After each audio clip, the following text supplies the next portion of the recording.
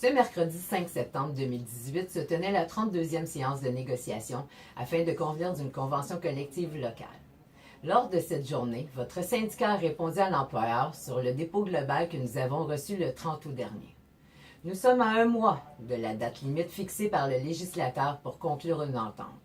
Les enjeux restants sont majeurs. Pensons notamment à la notion de poste. L'employeur est toujours en demande afin que nous abandonnions une disposition sur les postes fusionnés.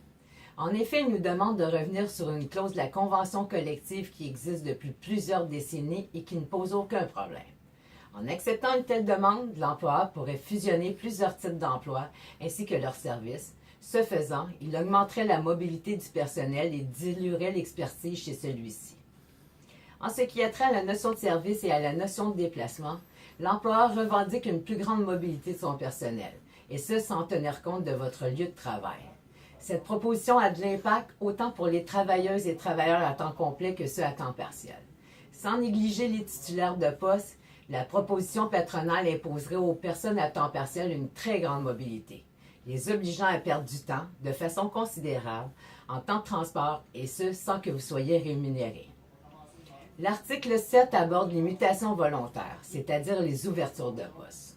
Encore là, l'employeur aimerait voir abolir une disposition qui existe depuis plusieurs décennies. Il veut mettre fin au registre de postes, mécanisme qui permet aux gens en maladie de s'inscrire et qui leur permet de postuler même s'ils sont absents.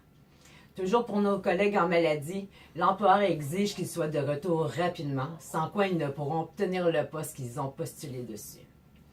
Des avancées importantes ont eu lieu lors de la dernière semaine, notamment sur les règles de supplantation, la semaine de travail ainsi que sur les modalités entourant la gestion de la liste de rappel.